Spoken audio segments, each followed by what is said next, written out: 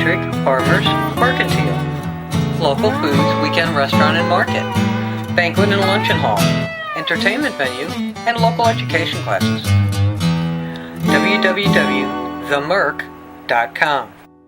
Good morning, and once again, welcome to another episode of Joey's Experimental Kitchen. Today we're going to focus on the wonderful eggs. Eggs are such a fantastically versatile and easy to produce food. It's great that nutritionists are starting to once again endorse them. I think that everybody should have a couple of chickens in their backyard so they can just go out the door and pick up some fresh eggs whenever they want. So, eggs. First we're going to start with a family classic recipe perfect for potlucks, deviled eggs. The first thing I wanted to show you was a little trick for peeling your deviled eggs. Now, fresh eggs can sometimes be hard to peel, so what you'll want to do is, can you hand me that spoon?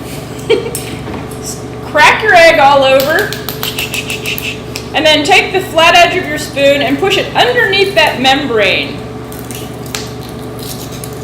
This makes them a lot easier to peel. Sometimes what I'll do too is crack the whole egg around and then return it to a pan of water to get even a little bit of extra moisture underneath the membrane. But you'll find this spoon trick very helpful in peeling fresh eggs without tearing them up. So you'll want to probably have, at least 6 eggs, I would say. So cut your eggs in half carefully and separate the yolks and the whites. Everybody's probably made deviled eggs before. And every family, I think, has their own classic deviled egg recipe. But deviled eggs are a nice thing to take on a picnic too, especially if you cut them in half and fill them and put them back together again and then wrap them up. Or sometimes what I'll do is I'll make up the deviled egg filling in a separate bag if I'm taking them to a potluck, and then pack the whites and yolks separately and fill them up once I arrive at the event.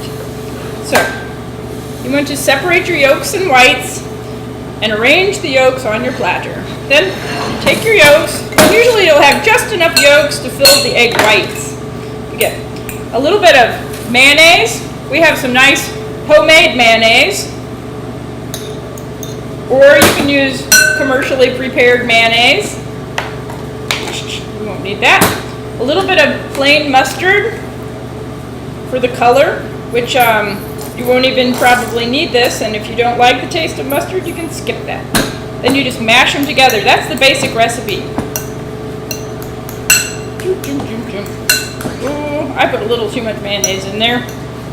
You don't want it too thin, so start with just a little bit, and you can always add a little bit more. You don't want them too thin because then they won't stay in the whites as nicely. So basically you just mash that all together. Once you've got your deviled egg filling made, the best way to fill the eggs is to use 2 teaspoons. So fill it up with 1 teaspoon, and then using the other spoon, spoon it into there. Put it over here. So spoon, 2 spoons. Or another thing you can do is to put your yolk filling in a Ziploc bag, cut one little corner off, and you can just squirt it into the egg whites. So there you have it, deviled eggs. Now, that's the basic deviled egg recipe, and you can garnish them with capers, olives, paprika, fresh herbs. Be creative and have fun with them. Now, another fantastic thing to do with eggs, in fact, even if you have leftover deviled eggs, which I've never seen that happen, but I guess it could, take your hard-cooked eggs, whole eggs, or leftover deviled eggs, put them in a bowl, mash them up with a fork, or sometimes people use a ricer. That's an old-fashioned kitchen gadget. Just mash them up, yolks and all. My mom used to always make egg salad with leftover scrambled eggs for breakfast. So if you have any leftover eggs at all, egg salad is a great thing to do with them. And again, this is the most easy, versatile recipe that you can imagine.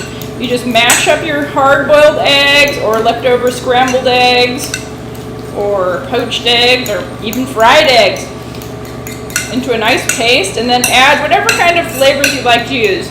Again, you can use mayonnaise, fresh herbs, a little mustard. I always like to sneak in a lot of vegetables, so I'm going to put some nice grated carrot, finely chopped onion. Pickle relish is a popular egg salad ingredient. And any kind of fresh herbs that you might have. Here we're going to put a little finely minced tarragon in our egg salad.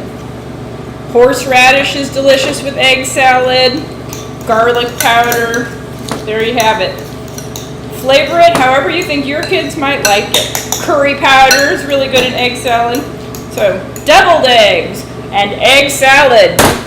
Now, the last egg recipe I'm going to cover today is, hopefully it's not getting too long, pickled eggs. Pickled eggs used to be a really popular bar snack, but they're not as popular anymore.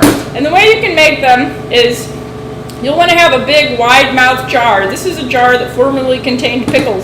It's got a nice wide mouth. So you put your hard-boiled eggs, which have been peeled, into the jar.